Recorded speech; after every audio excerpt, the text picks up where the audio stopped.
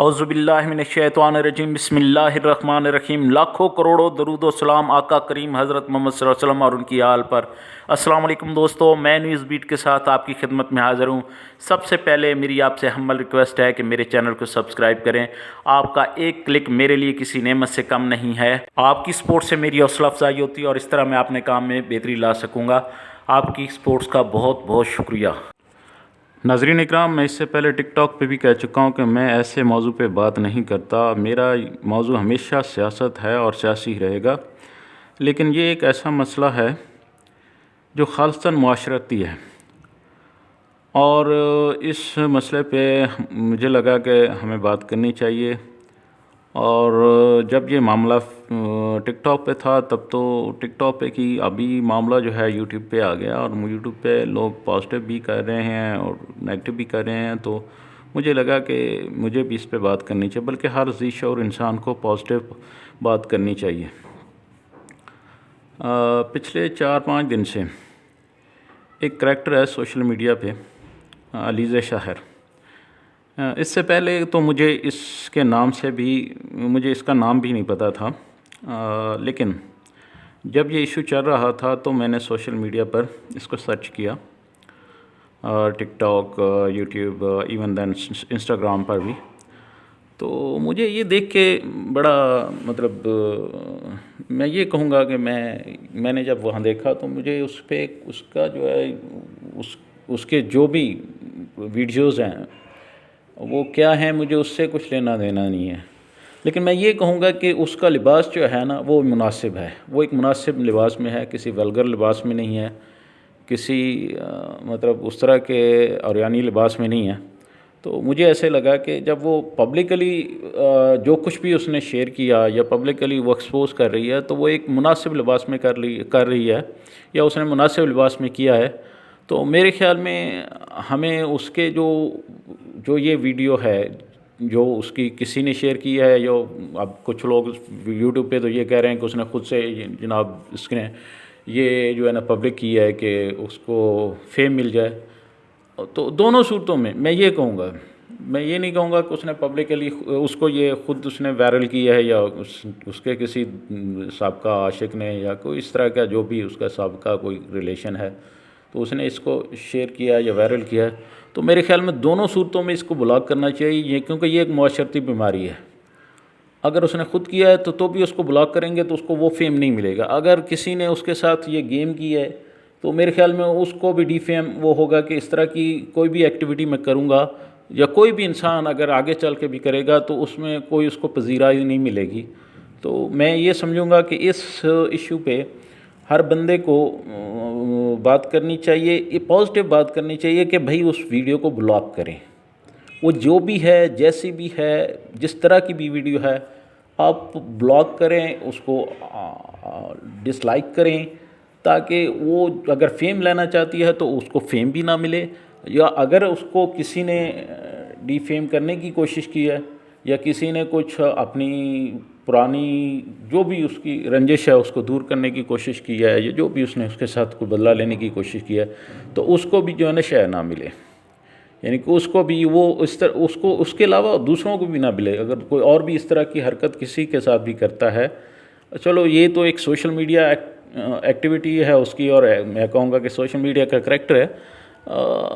اللہ نہ کرے ہمارے کسی ماں بہن کے ساتھ اس طرح کی کوئی حرکت ہو جاتی ہے، ان سے کوئی غلطی ہو جاتی ہے، یا وہ اس طرح کی کوئی حرکت کر لیتی ہیں جو چادر چار دیواری کے اندر رہ کے یا باہر نکل کے بھی کوئی اس طرح کی حرکت ان سے ہو جاتی ہے، تو ہم وہاں اپنے آپ کو خود کو رکھیں، اور اس طرح کا چیز جو ہے نا سوشل میڈیا پہ چلی جائے تو ہمیں کتنی تکلیف ہوگی۔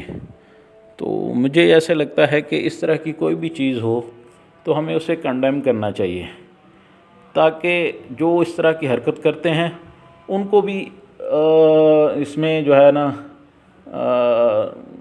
وہ شے نہ ملے کہ بھائی اس طرح کریں گے تو ہم اپنے آپ کو تسکین میں لے لیں گے، ہمیں تسکین مل جائے گی، اور کسی دوسرے کو ہم جو ہے نا ڈی فیم کر لیں گے یا اس کی زندگی برباد کر دیں گے۔ دیکھیں، اس طرح کی کوئی بھی چیز اگر ایک اچھی فیملی کے ساتھ یا ایک باحیا فیملی کے ساتھ ہو جائے تو اس کے لیے تو مر جانے کا مقام ہے نا بھائی. تو میں تو یہی کہوں گا. اور دوسرا یہ کہ میں ایک اور بات بھی کہوں گا کہ بھئی ان لوگوں کو بھی تھوڑا خیال رکھنا چاہیے. جب آپ پبلک فگر ہو جاتے ہیں تو کم از کم اس طرح کی غلطیاں نہ ہی کریں تو بہتر ہے. کیونکہ پبلک فگر ہیں، اگر آپ کی چیز کوئی اٹھ کے پبلک کے لیے آ جاتی ہے تو پھر جس کو نہیں بھی پتا، میرے جیسے بندوں کو اس سے پہلے ان کے نام سے بھی، میں ان کے نام سے بھی واقف نہیں تھا، تو جب یہ چیز آئی تو مجھے اس کو سرچ کرنا پڑا.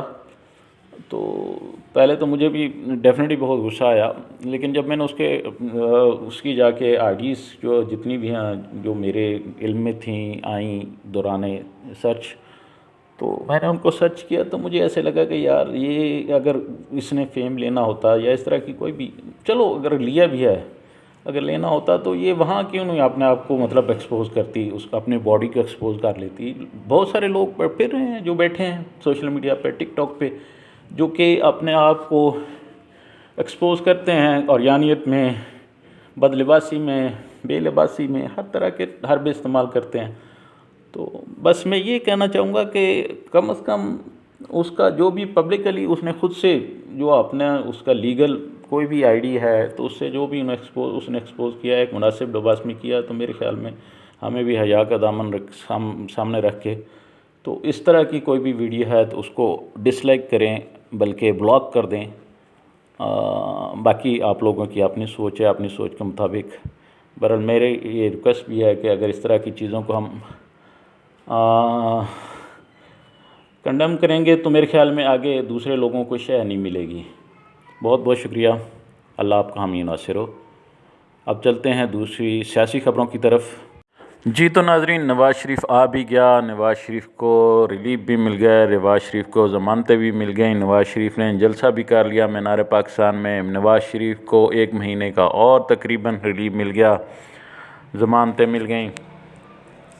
نواز شریف کو پروٹوکول بھی سرکاری طور پہ مل گیا، نواز شریف نامزد وزیر اعظم بھی بن گیا، اور بریانی، نان، موٹر سائیکل اور جنت کے ٹکٹ دینے وقت نہیں ہے. میرا ٹاپک 9 مئی ہے، اور 9 مئی اس لیے ہے کہ دیکھنا یہ ہے کہ 9 مئی کے بعد سب سے زیادہ بینیفٹ کس کو ملا. تو جس چیز کا بینیفٹ ملتا ہے، میرے حساب سے اب کوئی بھی ذی شعور انسان وہ یہی کہے گا کہ بھئی جس کو زیادہ بینیفٹ اس چیز کا ملا ہے تو وہی اس کا اصلی کردار ہے. دیکھیں تو صحیح، 9 مئی کے بعد نون لیگ کو سب سے زیادہ اس کا بینیفٹ ملا ہے. اور 9 مئی کے واقعات ہونے سے پہلے دیکھیں کسی کی جرت ہی نہیں تھی. اس سے پہلے جب اپنا عمران خان کا مارچ اسلام آباد کی طرف آ رہا تھا تو جس طرح کا رکاوٹیں اور جس طرح کا نظام چلایا گیا تھا کہ آپ سوچ بھی نہیں سکتے. جب وہ اسلام آباد نہیں پہنچ سکے تھے تو وہ کیسے کینٹ میں پہنچ گئے، اور ان کو کیوں نہیں رستے میں روکا گیا، اور پھر وہ کریکٹر کون تھے جو گاڑیوں سے اتر کر لوگوں میں شامل ہو رہے تھے، وہ گاڑیاں کن کی تھیں وہ بھی سب کے سامنے ہیں. تو یہ ساری چیزیں جب ہوئی تھیں تو اینڈ آف دا ڈے اس کا فائدہ کس کو ہوا؟ نواز شریف کو.